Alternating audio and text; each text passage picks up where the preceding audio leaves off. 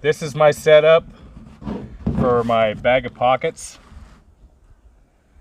And this is a Sami style pouch, which is people of northern Scandinavia.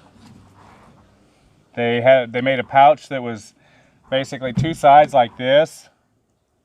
There'll be another piece sewn in here when I'm done. A long strip around, and this is a smaller version, and then a band around the top that they closed up. They carried dry goods like coffee and things like that in it, or other things in ages past. This and I made from bison to carry my flint and steel and things along that line. You can make these any size you want, so the patterning is how you want it. The side pieces is basically a circle drawn with a rectangle added to it to get the side pieces.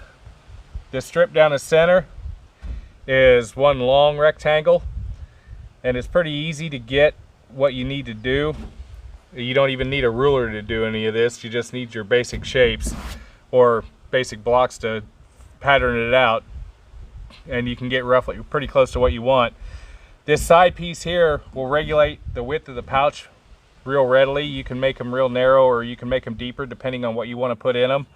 There'll be kind of a rounded bottom pouch. There'll be another piece that goes in here, a band that goes all the way around. Normally you would have this cut off and the band would go completely around. This was a length of leather, and since it's going to be a bag of pockets, I'm sewing a strap to this and down and around so you can throw it over your shoulder and carry it like a sling bag basically. There'll be a pocket in here. It's just, you can set this up inside. This is the inside. You can set it up any way you want. These are gear pockets. They're made specifically of certain sizes to hold bits of gear. That way they aren't all rolling around. Everything's all contained. So you'll see that later on. But this is just setting up the pattern for this. You can make it out of anything. I chose to use leather. I like leather. Denim would be a good choice. Canvas would be another good choice.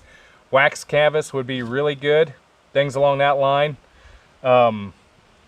Whatever you could get your hands on. Machine sew it, hand sew it. I basically, with leather, since I like to cart it around and work on it wherever I'm at, I tend to hand sew it. So far this is all hand stitched, as you can probably tell. Some of it's not too bad, but I need to practice anyway, because one of my upcoming projects for video will be a pair of shoes.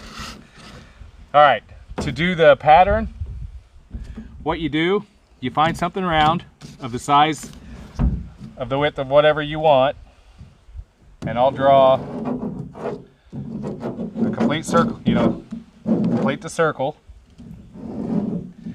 None of this has to be absolutely perfect. The other thing, for whatever ruler, it doesn't matter how you come off of this with this first bit. You just want to know how deep you want the bottom of your pouch. Your top band will be added to it, just remember. So you need a piece of paper, cardboard, or something with a right angle on it. In this case, I'm using an envelope because it's roughly the right size that I want. You don't even need it to match the width here, just one side. So you come up off of your side, however long you want the bottom of your pouch to be, deep. Okay, come on. My pen's being a butthole. Okay. However long you want it deep, and draw you a line. It does not like this paper. Okay, that's good enough marked. It doesn't matter. So when you come across, you can extend your line out. Then you take your right angle, line it up with this line, come across to where it meets that, and you'll have a square end. Easy peasy, no special tools. All this can be done with whatever you find at hand for the most part. It doesn't take anything special. I keep hearing people that want to do leather work make stuff. The only thing I use to make any of this stuff is almost always is leatherworking needles, or any sort of needle. You need a awl or a punch, which you can make easy enough. And your right angle can be a piece of paper, because that is almost a perfect right angle. Anything round, if you could use again a bit of string and a tack or whatever, but you can grab a lid, whatever you got that's round, a can, a soup can, gallon can, doesn't matter, just as long as it's round and you can draw around it. The other thing that's nice is a pair of scissors, but you don't have to have that, just a good sharp knife and you can cut everything out. And then to sew it up, I use bonded nylon. Okay, you cut this out. Now when you're laying out your pattern, you're going to need 2 of these. That's for both sides.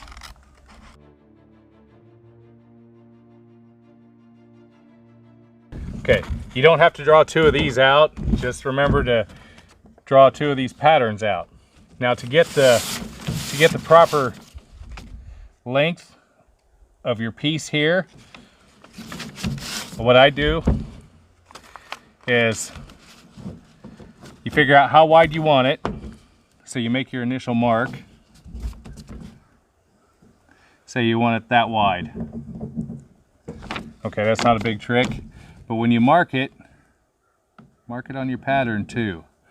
That way, as you're coming down, you can mark it every so often on your straight edge.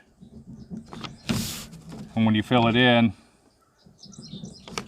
you can go back with your straight piece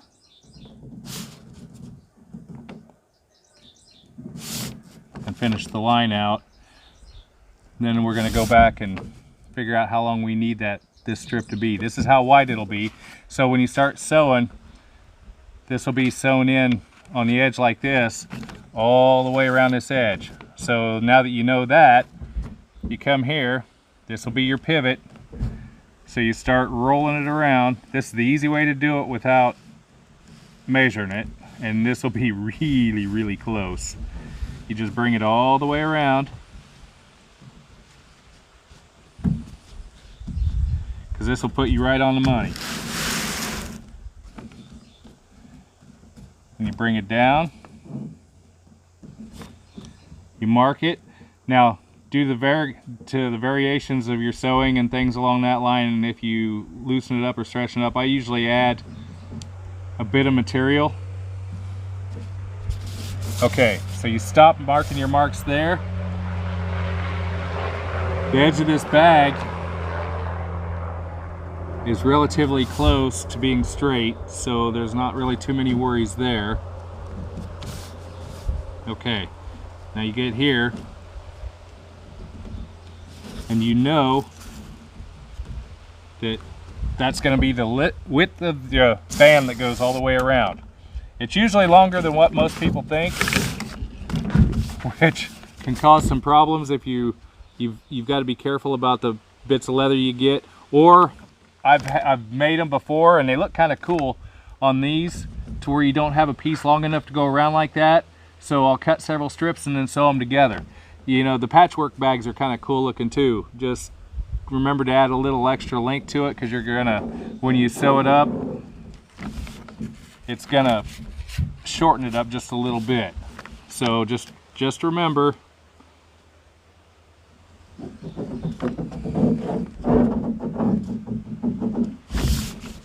you don't this whole thing is going to be, if you're a super anal person and you need a tape measure to do all this, well, go ahead and go for it, but I usually don't.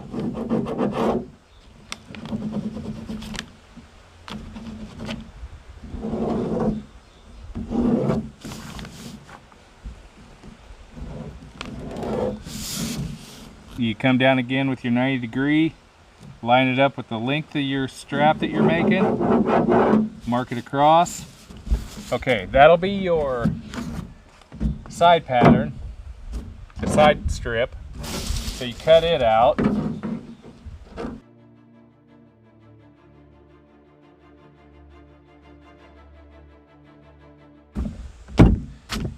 All right, that's your side bit.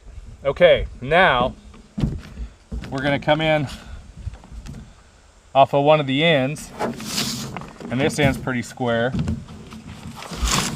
You can come off of here too, because it should be relatively square. You can check it with your pattern, and it's square enough. Okay, now the top, this top band. See what I was talking about, piece sewn in? You can even do that. sometimes you can't always get the strip of hide that you want. Now the top band will go around it twice. This should, I'm hoping it'll be enough. Maybe it won't. Nope, it's not gonna be. All right, so we're gonna go this route. Depending on how tall you want your top band, we'll go that width. That way you can close it up and it'll be about right. All right, so you mark it.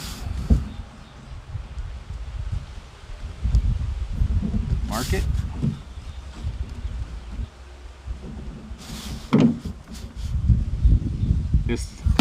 This sort of stuff is only as hard as you make it. Some people go out of their way to make things a lot harder than they have to be, or like at the Ren fairs, we always hear people whining how they can't do things because they don't have the whole shop full of tools. You don't need the shop full of tools in most cases. It will take you sometimes more time, but sometimes being more creative and trying to figure out something is better. Okay, now for the top band length, there's going to be 2 of these. That'll be the width around. Okay, so you're sewing across the top.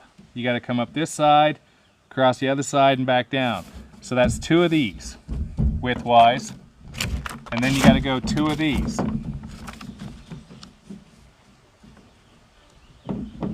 Mark it there. And then we'll just draw this across again.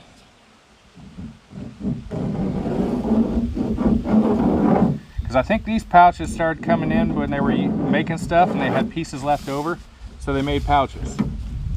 And if you wanted to carry stuff around, seeds, flour, food, things along that line, these were actually pretty decent because you could close the top up without really losing any of the volume of the pouch.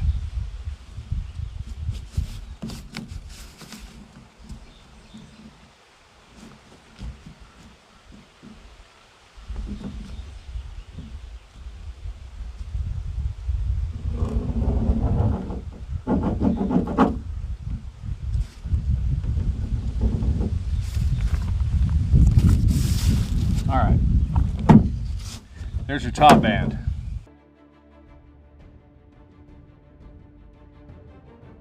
Just fold these up, mark your pattern, top band.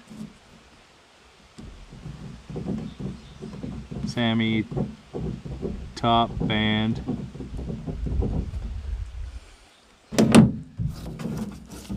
So what you're looking at is this will go in like this. It'll be sewn around, all the way around like this. Your second one of these will go on the other side, so that'll be the base of your pouch. Then this will be sewn around the top into a top band like that. And what I do is I turn them inside. I sew everything so it's on the inside. I've done it both ways. You can sew it like this or do it the other way. If you sew it on the inside and sew it inside out and then turn it to where, you know, put the pretty surface of the leather on the inside as you're sewing it, your stitching doesn't have to be quite as pretty or quite as good. But if you do it on the outside like this, your stitching ought to be a little prettier, or you can go through and punch holes in it and get some like Latigo lace and actually lace it. I haven't done that yet on one of them. I think that would be really kind of cool. That's a future project, but it's an idea for somebody. But that's basically your 3-piece pouch. Then when you're done with it, you go in around the top and you punch some holes, run some lacing through, and pull it tight. And I added this so I could just hook it onto my pack or something, because this is my flint and steel kit. But this is a simple Sami pouch pattern to make. This is a more complicated one, but this is the basic. Take all the pockets out and everything. It's basically a Sami style pouch, just a little bigger.